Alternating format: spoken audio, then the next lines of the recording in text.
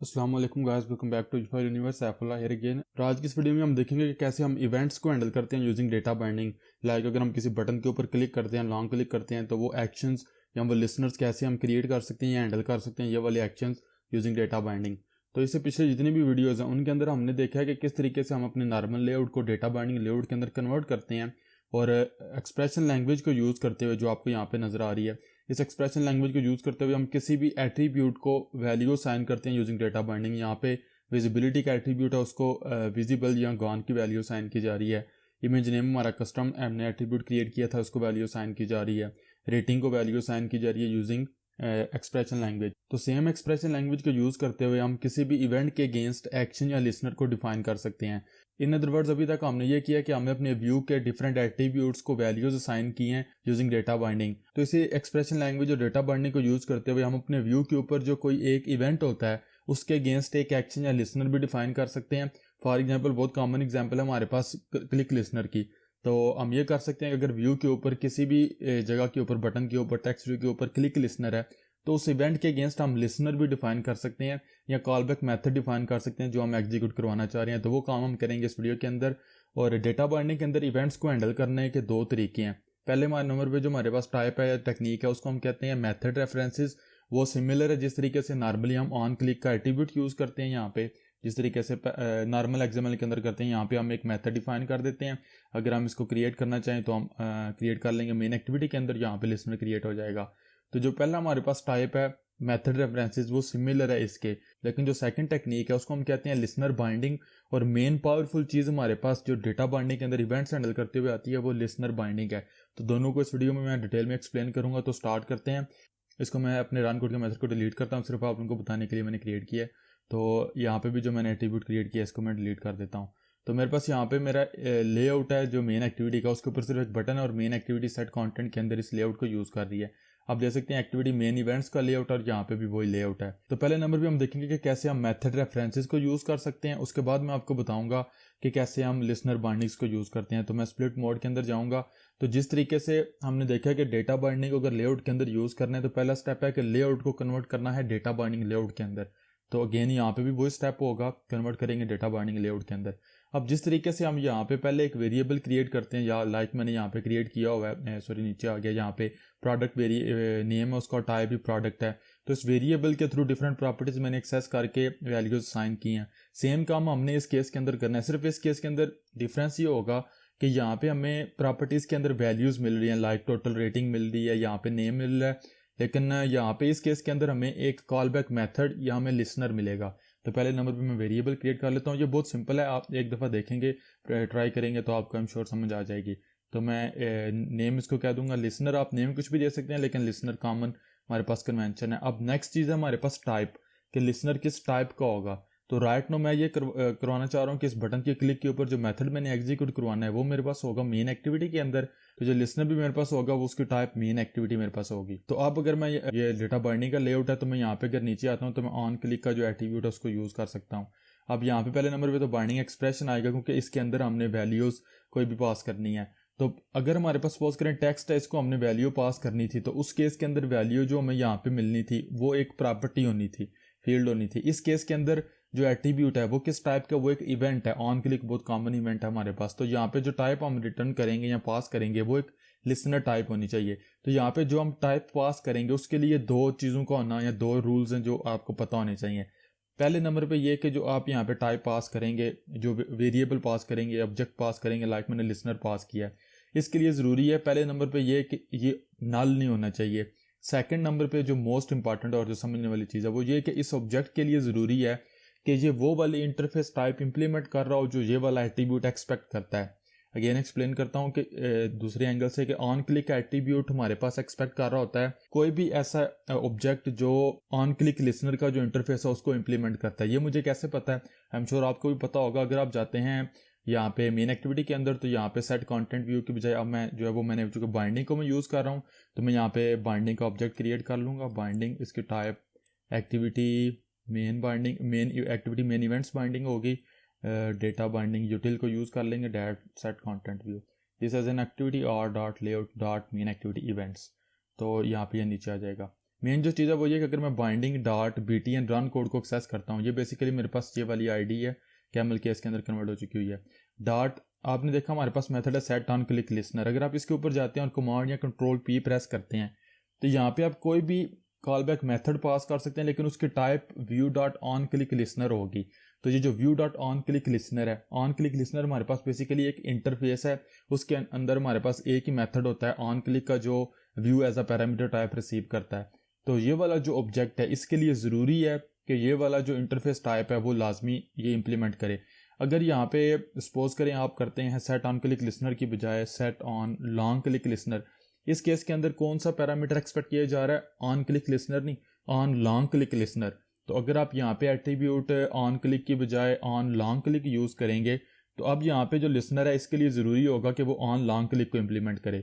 तो पहले मैं आपको सिंपल ऑन क्लिक का इसको अंडू करता हूँ, ऑन क्लिक का बता देता हूँ। तो ये हमारे पास 2 बेसिक रूल हैं। पहले नंबर पे ये कि ये नल नहीं हो सकता, दूसरे नंबर पे इस ऑब्जेक्ट के लिए ज़रूरी है कि जोन सा इंटरफेस टाइप ये वाला एट्रीब्यूट एक्सपेक्ट करता है वो ये इंप्लीमेंट कर रहा हो। तो राइट नो हमारे पास मेन एक्टिविटी जो है उसने ऑन क्लिक लिसनर को इम्प्लीमेंट नहीं किया हुआ।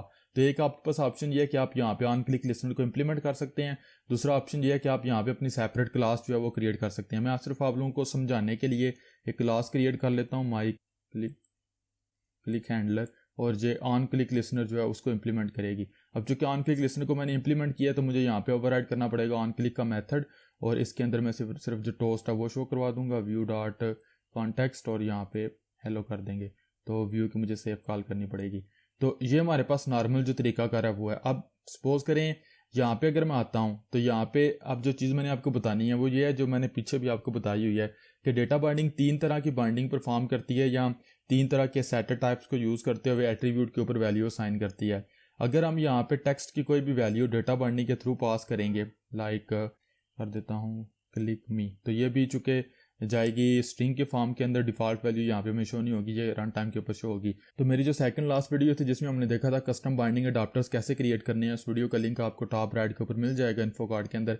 वहाँ पे मैंने आपको बताया था कि डेटा बाइंडिंग 3 तरह के सेटर टाइप्स यूज़ करती है। अब मैंने कौन से एट्रीब्यूट को वैल्यू असाइन की है? टेक्स्ट को। एट्रीब्यूट का नेम सिर्फ टेक्स्ट है। तो डेटा बाइंडिंग बटन क्लास के अंदर एक मेथड फाइंड आउट करने की कोशिश करेगी सेट टेक्स्ट। सेट वो नॉर्मल यूज़ करती है, कन्वेंशन ये है सेट और आगे एट्रीब्यूट नेम आएगा। तो सेट और आगे यहाँ पे एट्रीब्यूट नेम कौन सा? टेक्स्ट। तो फर्स्ट लेटर कैपिटल हो जाएगा। तो अगर सेट टेक्स्ट का मेथड डेटा बाइंडिंग को मिल गया तो ये वाली वैल्यू उसको पास कर देगी डेटा बाइंडिंग, और वो आप यहाँ पे चेक भी कर सकते हैं। अगर आप यहाँ पे करते हैं again binding dot btn run code dot set text, तो आप देख सकते हैं कि आप यहाँ पे 4 सीक्वेंस डिफरेंट टाइप के आपके पास यहाँ पे ओवरलोडेड मेथड आप इसको वैल्यू पास कर सकते हैं। तो डेटा बाइंडिंग को अगर सेट टेक्स्ट का मेथड मिल गया तो डेटा बाइंडिंग उसे कॉल कर लेगी और वो ये वाली वैल्यू से पास कर देगी, जी ऑटोमेटिक बाइंडिंग है। समटाइम्स ऐसा होता है कि जो एट्रीब्यूट यहाँ पे हम यूज़ कर रहे हैं और उस एट्रीब्यूट के लिए जो मेथड होता है उनका नेम सिर्फ ऑटोमेटिक कन्वेंशन से या शुरू के अंदर सेट अपेंड करने से नहीं मिलता। इसकी कॉमन एग्जांपल अगर आप यहाँ पे बैकग्राउंड टिंट को यूज़ करते हैं, कोई भी वैल्यू यहाँ पे असाइन करते हैं सॉरी, तो हमने यहाँ पे जो एट्रीब्यूट यूज़ किया वो है बैकग्राउंड टिंट। लेकिन बटन क्लास के अंदर ऐसा कोई भी मेथड नहीं है जो सेट बैकग्राउंड टिंट नाम का हो, बल्कि जो मेथड है वो सेट बैकग्राउंड टिंट लिस्ट है। तो ये हमारे पास रीनेम बाइंडिंग है। ये डेटा बाइंडिंग को कैसे पता है कि बैकग्राउंड टिंट के लिए मैंने सेट बैकग्राउंड टिंट नहीं बल्कि सेट बैकग्राउंड टिंट लिस्ट को कॉल करना है, वो किस तरीके से पता है ये मैंने लास्ट वीडियो में भी आपको एक्सप्लेन किया था। यहाँ पे व्यू बाइंडिंग अडॉप्टर आप टाइप करें, ये क्लास इंपोर्ट होगी। अगर आप इसके ऊपर जाएंगे तो यहाँ पे बाइंडिंग मेथड्स हैं। फर्स्ट नंबर पे जो आप देख सकते हैं बाइंडिंग मेथड है, वहाँ पे एट्रीब्यूट बैकग्राउंड टिंट है, व्यू क्लास के अंदर है ये। लेकिन यहाँ पे बताया जा रहा है या बाइंड करवाया जा रहा है कि अगर एट्रीब्यूट बैकग्राउंड टिंट होगा तो इसके लिए जो मेथड यूज़ करना है वो सेट बैकग्राउंड टिंट नहीं, सेट बैकग्राउंड टिंट लिस्ट है। क्योंकि अगर सिर्फ इतना मेथड हो और लिस्ट ना हो, सिर्फ इतना हो, तो ये तो ऑटोमेटिकली डेटा बाइंडिंग कर सकती है। आपको यहाँ पे कहीं पे भी टेक्स्ट एट्रीब्यूट नज़र नहीं आएगा क्योंकि उसके शुरू के ऊपर सेट अपेंड करके वो ऑटोमेटिकली मेथड फाइंड आउट कर लेती है। तो ये हमारे पास रीनेम्ड बाइंडिंग है, ये मैंने अगेन सेकंड लास्ट वीडियो के अंदर डिटेल में एक्सप्लेन किया था। और थर्ड टाइप है कि कस्टम हम किस तरीके से एट्रीब्यूट क्रिएट कर सकते हैं, अगेन वो भी सेकंड लास्ट वीडियो के अंदर मैंने देखा था। अंडू करके इसको रिमूव करता हूँ। तो ये बताने का मकसद आपको ये था कि जिस तरीके से हमारे पास यहाँ पे वैल्यूज असाइन होती हैं using 3 types of setters, automatic, renamed और कस्टम। जो हमारे पास मेथड रेफरेंसेस या लिसनर यहाँ पे असाइन होते हैं एट्रीब्यूट्स को, वो भी इन्हीं 3 सेटर टाइप्स को यूज़ करते हुए होते हैं, ऑटोमेटिक, रीनेम्ड या कस्टम। तो ऑटोमेटिक किस तरीके से होगा? हमारे पास यहाँ पे एट्रीब्यूट कौन सा है? On click. अगर सेट ऑन क्लिक नाम का मेथड होगा बटन क्लास के अंदर तो ऑटोमेटिकली ये लिसनर उसको मिल जाएगा, लेकिन ऐसा हमारे पास नहीं है। Binding dot btn run code dot set on click. जो मेथड है वो सेट ऑन क्लिक नहीं, सेट ऑन क्लिक लिसनर है। इट मीन्स कि यहाँ पे जो बाइंडिंग होगी वो रीनेम्ड बाइंडिंग होगी। अगर अगेन आप जाते हैं व्यू बाइंडिंग अडाप्टर के ऊपर और नीचे आएंगे तो यहाँ पे आपको मेथड एट्रीब्यूट नजर आ रहा है ऑन क्लिक, और इसके अगेंस्ट जो मेथड है वो सेट ऑन क्लिक लिसनर है। तो इसकी मदद से डेटा बाइंडिंग को पता है कि अगर ऑन क्लिक का एट्रीब्यूट यूज होगा तो उसके लिए जो मैंने सेटर यूज करना है वो सेट ऑन क्लिक लिसनर है। तो ये हमारे पास यहाँ पे इस तरीके से बाइंडिंग होगी। और थर्ड कस्टम बाइंडिंग है जो हमने अगेन सेकंड लास्ट वीडियो के अंदर देखी थी, आप वो मेरी वीडियो देख सकते हैं। तो ये बताने का मकसद, थोड़ा सा बैकग्राउंड बताने का मकसद ये था कि जिस तरीके से नॉर्मल एट्रीब्यूट्स के लिए वैल्यूज असाइन होती हैं, लिसनर्स के लिए भी इसी तरीके से एट्रीब्यूट्स की वैल्यू असाइन होती हैं। और यहाँ पे अगर देखा जाए अगेन यहाँ पे जो वैल्यू है, सॉरी जो मेथड नेम है वो सेट ऑन क्लिक लिसनर है, लेकिन गूगल ने हमें यहाँ पे attribute set on click listener नहीं दिया बल्कि ऑन क्लिक की दिया। अगर एट्रीब्यूट होता ऑन क्लिक लिसनर तो डेटा बाइंडिंग शुरू में सेट अपेंड करती है और वो ऑटोमेटिकली इसको यूज़ कर लेती है, लेकिन हमारी आसानी के लिए ऑन क्लिक एट्रीब्यूट है और यहाँ पे हमने लिसनर पास करना है। अब यहाँ पे आपको जो ये तो आई थिंक आपको समझ आ चुकी है। नेक्स्ट चीज़ है यहाँ पे हमें एरर मिल रहा है, और एरर इसलिए मिल रहा है कि मैंने आपको बताया था कि डेटा बाइंडिंग को पता है कि ऑन क्लिक एट्रीब्यूट के लिए मैंने जो सा मेथड कॉल करना है वो कौन सा सेट ऑन क्लिक लिसनर। और अगर आप व्यू क्लास के अंदर भी फाइंड आउट करेंगे, इसको सपोज करें आप कॉपी कर लें और कमांड या कंट्रोल क्लिक करें, ये जो हमारे पास व्यू क्लास है इसके ऊपर, तो मैं व्यू क्लास के ऊपर आ चुका हूँ। कंट्रोल या कमांड ऐप से फाइंड करें और पेस्ट करें तो आपको सेट ऑन क्लिक लिसनर मिलेगा। अगेन अगर आप इसके ऊपर कमांड या कंट्रोल क्लिक करेंगे तो ये हमारे पास वो सेटर मेथड है जो इस एट्रीब्यूट के अगेंस्ट डेटा बाइंडिंग ने कॉल करना है। और डेटा बाइंडिंग को पता है कि ये जो सेटर है ये कौन सा टाइप रिसीव करता है, ऑन क्लिक लिसनर। और ये डेटा बाइंडिंग को ये भी पता है कि ये जो हमारे पास लिसनर है इसके टाइप मेन एक्टिविटी है, इसके टाइप ऑन क्लिक लिसनर नहीं है, इसलिए हमें यहाँ पे एरर मिल रहा है। तो आपके पास दो ऑप्शन है, या तो आप यहाँ पे टाइप चेंज कर दें इसके ऊपर जो हमने कस्टम क्लास क्रिएट किया, या दूसरा ऑप्शन ये है कि मेन एक्टिविटीज इंटरफेस को इंप्लीमेंट कर ले। उसका मतलब ये है कि ये कॉन्ट्रैक्ट होता है हमारे पास इंटरफेस, तो डेटा मेन एक्टिविटी को ये वाला मेथड ओवरराइड करना पड़ेगा। तो दोनों ऑप्शन है, मैं आपको ये वाली क्लास जो है वो यूज़ करके बता देता हूँ। अगर आप चाहें तो आप मेन एक्टिविटी को भी इस तरीके से यूज़ कर सकते हैं। तो मैं यहाँ पे आऊँगा और जो इसकी टाइप है वो यहाँ से चेंज करूँगा माई क्लिक हैंडलर के ऊपर, माई क्लिक हैंडलर। तो ये मेरे पास आ चुका हुआ है। जैसे मैंने टाइप चेंज की तो मेरे पास जो एरर है वो रिमूव हो चुका हुआ है, क्योंकि आप डेटा बाइंडिंग को पता है कि जो ऑन क्लिक के लिए लिसनर मैंने यूज़ करना है वो ये वाला लिसनर है, ये टाइप जो रिसीव कर रहा है वो ऑन क्लिक लिसनर है, और यहाँ पे जो मुझे ऑब्जेक्ट पास किया गया उसकी टाइप भी कौन सी, ऑन क्लिक लिसनर। तो अब अगर आप मेन एक्टिविटी के ऊपर जाएंगे तो एक लास्ट स्टेप हमारे पास रह गया कि जिस तरीके से नॉर्मल हमने सपोज करें फ्रैगमेंट मेन के अंदर लास्ट वीडियोस के अंदर हमने देखा था कि ये वाला जो हमारे पास नीचे ऑब्जेक्ट है प्रोडक्ट का, हमें इसको बाइंड करवाना पड़ता है। तो यही काम अब हमने मेन एक्टिविटी के ऊपर करना है। तो मैं यहाँ पे करूँगा बाइंडिंग डॉट, इसको रिमूव करता हूँ, लिसनर को यूज़ कर लूँगा लिसनर, और इसको मैंने बाइंड करवाना है with my click listener, new object यहाँ पे क्रिएट कर लेंगे।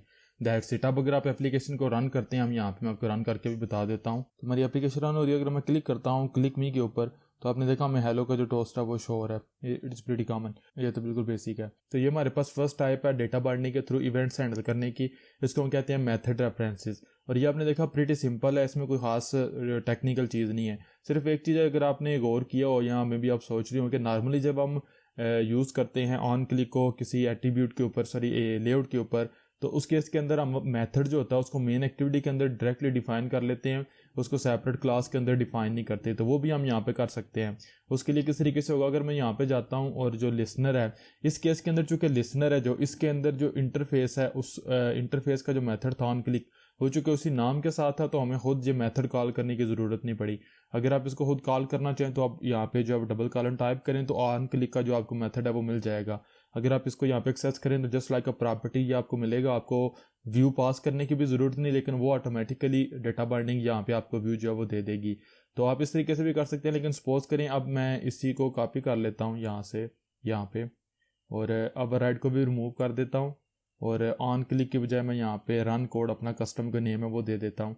तो अब अगर मैंने इस मेथड को रन कोड को एक्सेस करना है तो वो मुझे चूंकि इसकी टाइप जो लिसनर है उसके अंदर तो वो मिलेगा नहीं, तो वो मैं कुछ इस तरीके से कर सकता हूँ। जो यहाँ पे टाइप है वो चेंज कर दूंगा मेन एक्टिविटी के ऊपर इस तरीके से। अब यहाँ पे जो लिसनर है इसके अंदर अगर मैं जाता हूँ तो मुझे एक मेथड मिलेगा रन कोड का, तो ये मेथड मैं कॉल कर सकता हूँ। तो अब आप देखेंगे कि यहाँ पे इवन दो मेन एक्टिविटी ने इंप्लीमेंट नहीं किया हुआ ऑन क्लिक लिसनर का जो इंटरफेस है वो, लेकिन स्टिल हम इस मेथड को यूज़ कर सकते हैं, कॉल कर सकते हैं। अगर आप रन करेंगे एप्लीकेशन वही हमारे पास टोस्ट शो होगा। लेकिन जो समझने वाली चीज़ ये है वो ये कि अगर आप जहाँ पे मेन एक्टिविटी के ऊपर जाते हैं और यहाँ से सपोज करें ये जो व्यू है इसको रिमूव कर देते हैं, इसको छोड़ दें, ये बात मैं समझाता हूँ, इसको आप रिमूव कर देते हैं इस तरीके से। तो यहाँ पे अब आपको जो है वो एरर मिलेगा, क्योंकि ये सिर्फ उसी केस के अंदर आपका जो ये वाला मेथड है वो एग्जीक्यूट होगा जब तक ये वाला आपका मेथड जो ये वाला ऑन क्लिक का मेथड है इसके सिग्नेचर के साथ मैच करता होगा। तो इट इज़ इंपॉर्टेंट कि आप यहाँ पे व्यू पास करें। और यहाँ पे भी अब अगर आपने एप्लीकेशन रन करनी हो तो इसको दिस के ऊपर यानी कि मेन एक्टिविटी का रेफरेंस पास करें, सिर्फ उस केस के अंदर यहाँ पे जो मेथड है वो आपको मिलेगा। आपने देखा मैंने व्यू यहाँ पे ऐड कर दिया दोबारा ये वाला, तो यहाँ पे जो हमारे पास रन कोड का मेथड है वो हम कॉल कर सकते हैं। तो ये हमारे पास first type of event handling है यूजिंग डेटा बाइंडिंग, इसको हम कहते हैं मेथड रेफरेंसेस। सिंपल हमारे पास चीज़ है, सिर्फ एक चीज़ हमारे पास इसमें है कि जिस तरीके से मैंने यहाँ पे क्लास क्रिएट किया है, तो बजाय इसके कि आप मेन एक्टिविटी के अंदर ही सारे कॉल बैक मेथड्स लें, आप एक सेपरेट क्लास क्रिएट कर सकते हैं इवेंट हैंडलर टाइप की या इवेंट लिसनर या कोई भी नेम दे सकते हैं। उसके अंदर आप सारे के सारे, आप सपोज करें मेरे मेन एक्टिविटी के 5-6 अगर क्लिक इवेंट्स हैं, लॉन्ग क्लिक इवेंट है या कोई भी है, तो मैं सब के सब जो इवेंट्स हैं उनको यहाँ पे हैंडल कर सकता हूँ। और अगेन आपको यहाँ पे व्यू पास करने की ज़रूरत नहीं पड़ती, वो ऑटोमेटिकली पास हो जाता है। तो मैं इन 2 क्लासेस को रिमूव करता हूँ। इससे पहले कि मैं आपको लिसनर बाइंडिंग जो सेकंड टाइप है वो बताऊँ, मैं अपना प्रोजेक्ट थोड़ा सा चेंज करूँगा। पहले नंबर पे मैं जाऊँगा अपने मेन जो इवेंट्स का लेआउट है एक्टिविटी का, इसके ऊपर पहले नंबर पे तो मैं इस लेआउट को चेंज करूँगा। तो लेआउट मैंने चेंज कर लिया। यहाँ पे मेरे पास सिंपल एक फ्रेम लेआउट है, फ्रैगमेंट कंटेनर इसकी आईडी है। मेन एक्टिविटी के अंदर मैं ऑन क्रिएट के अंदर ये वाला जितना कोड है इसे रिमूव कर दूंगा, क्योंकि मैं मेन डेटा बाइंडिंग को यूज़ नहीं कर रहा। यहाँ पे सेट कंटेंट को यूज़ करूँगा और फ्रैगमेंट जो है उसको ऐड करवा लूँगा। तो यहाँ पे मेरे पास मेरा जो कोड है वो हो चुका है। सिंपल सेट कंटेंट व्यू के अंदर मैंने लेआउट सेट किया है, मेन फ्रैगमेंट का ऑब्जेक्ट क्रिएट किया, और वो मेरे पास जो मेन लेआउट के ऊपर फ्रैगमेंट कंटेनर है यहाँ पे उसके अंदर मैंने फ्रैगमेंट ऐड किया है। तो अगर मैं इंपोर्ट्स के ऊपर जाता हूँ तो मैं इंपोर्ट्स को ऑप्टिमाइज कर लूँगा यूजिंग आल्ट या ऑप्शन कंट्रोल और ओ के कीवर्ड से, तो इसको कर लूँगा ऑप्टिमाइज, और ये वाली जो लाइन है वो भी रिमूव हो जाएगी। और यहाँ पे नीचे करली ब्रेस आएगी। तो यहाँ पे मेरे पास जो कोड है वो कंप्लीट हो चुका है। तो मेन फ्रैगमेंट आपको पता होगा अगर आपने मेरी पिछली वीडियोज़ देखी हैं, अगर नहीं देखी तो वो लाजमी देखें। तो यहाँ पे मेन फ्रैगमेंट के ऊपर अगर हम जाते हैं तो ये वो फ्रैगमेंट है जो हम पिछली 4-5-6 वीडियोज़ के अंदर यूज़ कर रहे हैं। तो इसके लेआउट के ऊपर अगर जाऊँ तो मेन काम मैंने वहाँ पे करना है, जो मेन फ्रैगमेंट का लेआउट है यहाँ पे। तो यहाँ पे अगर आप देख सकते हैं डिज़ाइन मोड के अंदर भी, स्प्लिट मोड के अंदर जाता हूँ। यहाँ पे हमारे पास एक इमेज व्यू फॉर सेल, यहाँ पे एक इमेज व्यू है जो प्रोडक्ट की इमेज व्यू होगी जो हम शो करवाएंगे। रेटिंग बार है, स्क्रॉल बार के अंदर डिस्क्रिप्शन है, फिर मेरे पास यहाँ पे नेम और प्राइस शो हो रही है, और नीचे मेरे पास जो मेरा डेटा का वेरिएबल है वो है। इसको मैं यहाँ से इसको कट कर लेता हूँ, फिर इसको टॉप के ऊपर ले जाता हूँ। तो मैंने बताना आपको ये है कि अगर सपोज करें मैं कंस्ट्रेंट लेआउट है इसके ऊपर ही ऑन क्लिक को यूज़ कर लेता हूँ इस तरीके से, और इसको मैं कह देता हूँ लाइक अगेन रन कोड का नेम इसको हम दे देते हैं। तो अब अगर दोबारा मैं रन कोड का जो क्लिक इवेंट है इसको क्रिएट करने की कोशिश करूँगा तो ये मेन एक्टिविटी के अंदर क्रिएट हो सकता है, ये डायरेक्टली फ्रैगमेंट के अंदर क्रिएट नहीं हो सकता। लेकिन जो मेथड रेफरेंसेस हम यूज़ करते हैं यूजिंग डेटा बाइंडिंग, उसके थ्रू हमें ये पावर मिलती है कि हम ये काम डायरेक्टली फ्रैगमेंट के अंदर भी कर सकते हैं। किस तरीके से, क्या हम ये करेंगे, जाएंगे जो हमारे पास मेन फ्रैगमेंट है इसके अंदर, नीचे मैं जो है वो एक मेथड क्रिएट कर लूँगा, फंक्शन रन कोड, कुछ भी नेम आप दे दें। लेकिन अगेन इसके लिए ज़रूरी होगा कि ये व्यू टाइप को रिसीव करेगा, और यहाँ पे टोस्ट या कुछ भी जो भी आपने शो करवाना वो आप शो करवा सकते हैं, टोस्ट या एनीथिंग। तो कॉन्टेक्स्ट मुझे मिल जाएगा जो फ्रैगमेंट है इससे, और अगेन हेलो फ्रॉम फ्रैगमेंट में कर दूँगा, फ्रॉम फ्रैगमेंट। तो इतना काम हो गया। अब अगर मैं जाता हूँ फ्रैगमेंट मेन के ऊपर तो यहाँ पे मैं एक वेरिएबल जो है वो न्यू वेरिएबल क्रिएट कर लूँगा, जस्ट लाइक जो मैंने मेन एक्टिविटी के अंदर किया लिसनर, और इसकी टाइप जो होगी वो मेन फ्रैगमेंट होगा, क्योंकि अब जो हमारे पास मेथड है लिसनर के अंदर, जो मेथड हमने कॉल करना है वो मेन फ्रैगमेंट के अंदर है। तो यहाँ पे मेन फ्रैगमेंट आ चुका है। अब अगर मैं सपोज करें ऑन क्लिक को चेंज करता हूँ बाइंडिंग एक्सप्रेशन के ऊपर, तो यहाँ पे मैं कुछ इस तरीके से कर सकता हूँ, listener double colon run code. तो यहाँ पे अगर मैं करता हूँ तो हमारे पास ये वाला जो मेथड है, सॉरी यहाँ पे मेन फ्रैगमेंट ये वाला वो कॉल हो जाएगा। तो यहाँ पे मैं प्रोडक्ट को सेट करवा रहा हूँ, इसके नीचे मैं यहाँ पे बाइंडिंग को यूज़ कर लूँगा, डॉट लिस्टनर मुझे मिल जाएगा, तो इसको दिस में पास कर दूंगा। अगर मैं एप्लीकेशन को दोबारा यहाँ पे रन करता हूँ, जैसे मैं क्लिक करूँगा किसी भी व्यू के ऊपर, चूँकि सारे के सारे व्यूज़ कंस्ट्रेंट लेआउट के चाइल्ड हैं, तो आपने देखा हमें मिल रहा है हेलो फ्रॉम फ्रैगमेंट। तो ये है कि किस तरीके से हम फ्रैगमेंट के अंदर भी डायरेक्टली क्लिक लिसनर्स को यूज़ कर सकते हैं। हमें यहाँ पे बटन के ऊपर find view bye ID call करने की या सेट ऑन क्लिक लिसनर करने की ज़रूरत नहीं। तो ये सारे का सारा हम डेटा बाइंडिंग हमारे लिए कर रही है। तो ये थी हमारे पास first type of event binding using data binding, इसको हम अगेन कहते हैं मेथड रेफरेंसेस। और इसके लिए जो आपने देखा हम डायरेक्टली मेथड को कॉल कर रहे हैं, तो जो ऑन क्लिक लिसनर का इंटरफेस है उसकी इंप्लीमेंटेशन डेटा बाइंडिंग ही जनरेट कर रही है, और वो कंपाइल टाइम के ऊपर ही जनरेट कर रही है। आपने देखा हमें कंपाइल टाइम के ऊपर ही एरर मिल जाता है अगर हमारे पास यहाँ पे जो मेथड सिग्नेचर है वो चेंज हो जाता है। लाइक अगर आप व्यू को रिसीव नहीं करते तो कंपाइल टाइम के ऊपर ही यहाँ पे डेटा बाइंडिंग आपको एरर दे देती है। अगर आप अनडू करते हैं तो यहाँ पे भी आपको मिल जाएगा कि आपका मेथड वैलिड है। तो ये जो लिसनर इंप्लीमेंटेशन है ये मेथड रेफरेंसेस के केस के अंदर कंपाइल टाइम के ऊपर ही जनरेट हो जाती है। आप क्लिक करें कंस्ट्रेंट लेआउट के ऊपर या ना करें, सारी की सारी इंप्लीमेंटेशन कंपाइल टाइम के ऊपर ही जनरेट हो चुकी हुई है। तो अब मैं आपको बताता हूँ कि जो सेकंड टाइप है इवेंट्स को हैंडल करने की, और जो मेन आई थिंक के ज़्यादा आप यूज़ करेंगे और ज़्यादा पावरफुल है और जिसमें हमें फंक्शनैलिटी मिलती है, वो हमारे पास सेकंड टाइप है। इसको हम कहते हैं लिसनर बाइंडिंग्स। तो लिसनर बाइंडिंग हमारे पास एक बाइंडिंग एक्सप्रेशन होता है जो जब हमारे पास इवेंट हैपन होता है उस वक्त एग्जीक्यूट होता है या रन होता है। तो ये हमारे पास मेथड रेफरेंसेस के सिमिलर ही होते हैं, लेकिन इसमें फ़र्क ये होता है कि ये अलाउ करते हैं हमें, इनकी मदद से हम आर्बिट्रेरी डेटा बाइंडिंग एक्सप्रेशंस को यूज़ कर सकते हैं। और ये जो फीचर है, जो लिसनर बाइंडिंग्स वाला फीचर है, ये अवेलेबल है एंड्रॉयड ग्रिडल प्लगइन 2.0 या इससे लेटेस्ट जो ग्रिडल प्लगइन वर्जन उनके अंदर अवेलेबल है। और अभी पीछे हमने देखा कि जब हम मेथड रेफरेंसेस को यूज़ करते हैं तो उस केस के अंदर ज़रूरी होता है कि जो मेथड हम यहाँ पे कॉल कर रहे हैं, जो हमारे केस में रन कोड है, इसके लिए ज़रूरी है कि इसका जो पैरामीटर है वो यहाँ पे जो पैरामीटर है ये मैच करने चाहिए जो लिसनर टाइप है। लिसनर टाइप हमारे पास ऑन क्लिक लिसनर है, ऑन क्लिक एट्रीब्यूट है जो हम यूज़ कर रहे हैं यहाँ पे। इसके लिए ऑन क्लिक के लिए on set on click listener का इंटरफेस है जो मैंने मेन एक्टिविटी के अंदर आपको बताया। इन शॉर्ट यहाँ पे व्यू को रिसीव करना आपके लिए ज़रूरी है, लेकिन जब हम लिसनर बाइंडिंग्स को यूज़ करते हैं तो पैरामीटर पास करना भी हमारे पास ऑप्शनल हो जाता है, और सिर्फ रिटर्न टाइप जो होती है मेथड की वो हमने पास करनी होती है। वो भी थोड़ी देर तक प्रैक्टिकली करके देख लेते हैं। चूँकि मैंने आपको बताया कि जो लिसनर बाइंडिंग है ये एक नॉर्मल बाइंडिंग एक्सप्रेशन होता है, तो इसके अंदर भी जिस तरीके से नॉर्मल बाइंडिंग एक्सप्रेशन के अंदर हमें नल और थ्रेड सेफ्टी मिलती है, इस केस के अंदर हमें मिलती है थ्रेड सेफ्टी और नल सेफ्टी। लिसनर बाइंडिंग हमारे पास लैम्डा एक्सप्रेशंस होते हैं। आपको पता होगा कि लैम्डा एक फंक्शन होता है जो एज अ पैरामीटर हम पास करते हैं किसी भी फंक्शन के अंदर। एक फंक्शन जब आप एज अ पैरामीटर किसी दूसरे फंक्शन को पास करते हैं तो उसको हम लैम्डा कहते हैं। आई एम श्योर आपको पता होगा, नहीं तो मैं बता दूंगा, बहुत सिंपल है। तो इसको हम किस तरीके से यूज करते हैं, यहाँ पे पहले नंबर पे empty pair of small braces आएंगे, लैम्डा सिंबल आएगी यहाँ पे, और फिर हम यहाँ पे अगेन यूज करेंगे लिसनर, और इस दफा डॉट को यूज करेंगे तो मेथड हमें मिल रहा है ऑन क्रिएट व्यू या रन कोड का, तो मैं रन कोड का मेथड जो है वो कॉल करूंगा। अब समझने वाली चीज़ और पावरफुल चीज़ ये है कि मैं यहाँ पे कौन सा पैरामीटर रिसीव कर रहा हूँ, व्यू का। सपोज कर ले मुझे व्यू नहीं चाहिए बल्कि मुझे प्रोडक्ट चाहिए, वो वाला प्रोडक्ट जो एक्चुअली लेआउट के अंदर मौजूद है इस तरीके से। और यहाँ पे मैं ये करूँगा, इस केस के अंदर अगर मैंने प्रोडक्ट पास करना है ये, तो सिंपली मैं यहाँ पे जो प्रोडक्ट है वो पास कर दूंगा। तो अब क्या होगा कि जैसे ही हम कंस्ट्रेंट लेआउट के ऊपर क्लिक करेंगे तो जो भी यहाँ पे प्रोडक्ट हमने सेट किया होगा इस लाइन के अंदर से, वो प्रोडक्ट हमें यहाँ पे मिल जाएगा। तो आपने देखा कि हम ना सिर्फ पहले तो हमने देखा था कि हम कोड से ऑब्जेक्ट पास कर रहे हैं व्यू को इस लाइन की मदद से, जो ये वाला प्रोडक्ट है वो यहाँ पे सेट हो रहा है, लेकिन लिसनर बाइंडिंग्स की मदद से हम ये वाला जो वेरिएबल है ये अगेन पास कर रहे हैं अपने फ्रैगमेंट को, इसको हम यूज़ कर सकते हैं। और दूसरी चीज़ ये है कि आपने देखा कि जो व्यू था, व्यू वो मुझे पास करने की ज़रूरत नहीं है, तो उसको भी मैं अगेन थोड़ी देर तक एक्सप्लेन करता हूँ। पहले मैं यहाँ पे जो प्रोडक्ट है इसको यूज़ करके आपको बता देता हूँ। तो मैं यहाँ पे इसको रिमूव करूँगा और यहाँ पे मैं यूज़ कर लूँगा जो प्रोडक्ट है, प्रोडक्ट डॉट नेम, और यहाँ पे मैं यूज़ कर लूँगा इज़ क्लिक्ड।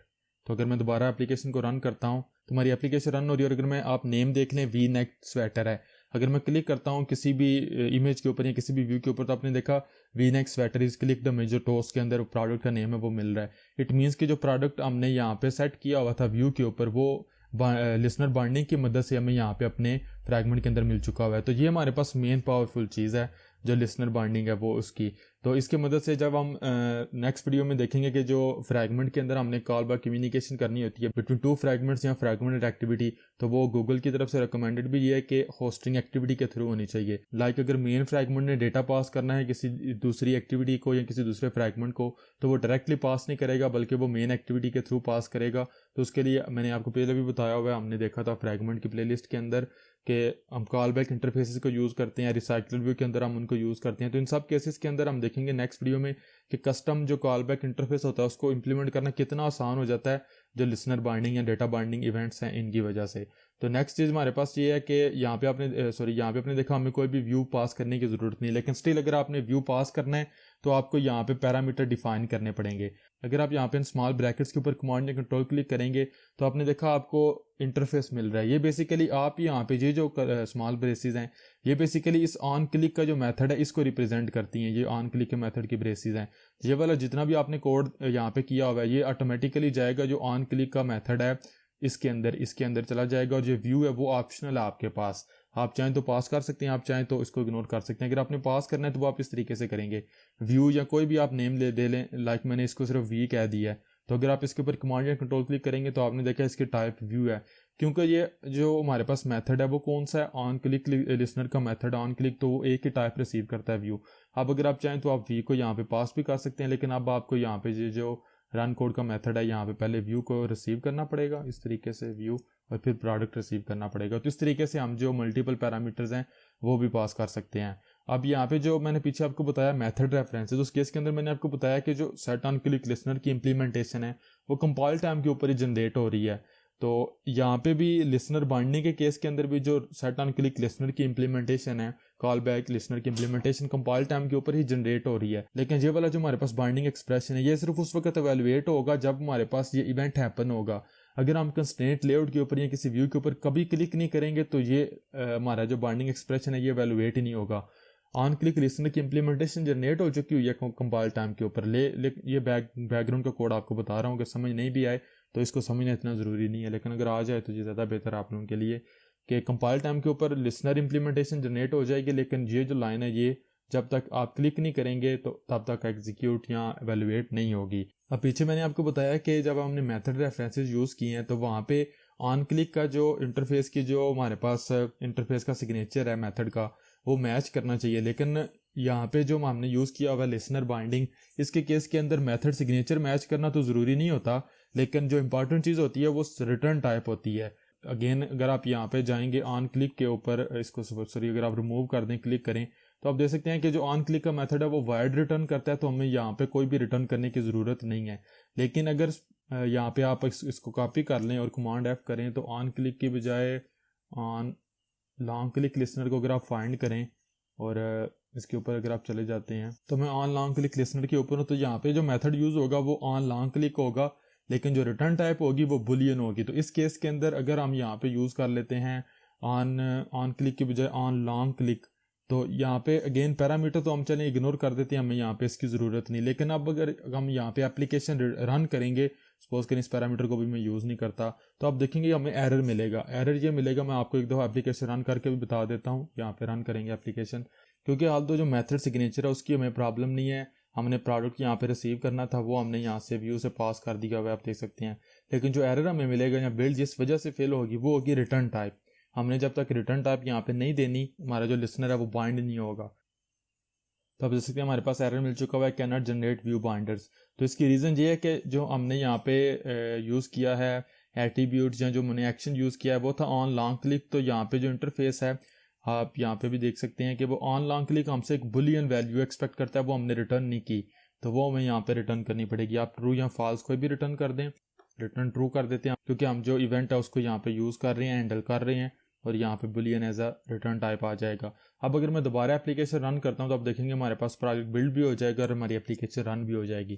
तो हमारी एप्लीकेशन रन हो रही है और इस दफ़ा मैं इमेज के ऊपर लॉन्ग क्लिक करूँगा, क्लिक नहीं करूँगा, तो आपने देखा we next better is clicked. अगर आप क्लिक करेंगे कुछ नहीं होगा, लॉन्ग क्लिक करेंगे तो आपको दोबारा जो टोस्ट है वो मिलेगा, किसी भी व्यू के ऊपर आप यूज़ कर सकते हैं, क्लिक के ऊपर नहीं, लॉन्ग क्लिक, चूँकि लॉन्ग क्लिक लिसनर हमने यूज़ किया हुआ है। तो ये चीज़ इंपॉर्टेंट है कि रिटर्न टाइप वो आपने देनी है, बाकी सिग्नेचर जो मर्जी आप यूज़ करें वो आप यहाँ पे इग्नोर कर सकते हैं।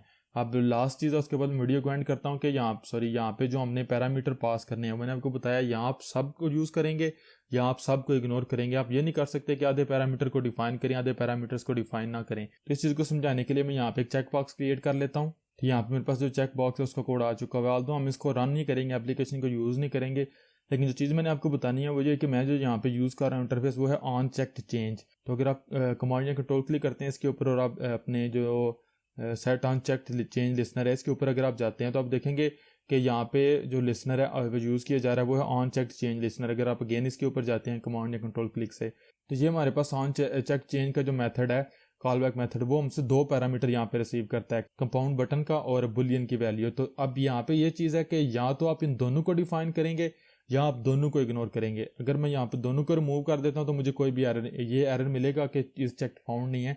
इसको सपोज करें यहाँ से रिमूव कर देते हैं हम, लेकिन यहाँ पे आपको कोई भी एरर नहीं मिलेगा। लेकिन अगर मैं यहाँ पे एक डिफाइन करता हूँ और दूसरा डिफाइन नहीं करता, सॉरी यहाँ पे इस तरीके से, तो अब मुझे एरर मिलेगा।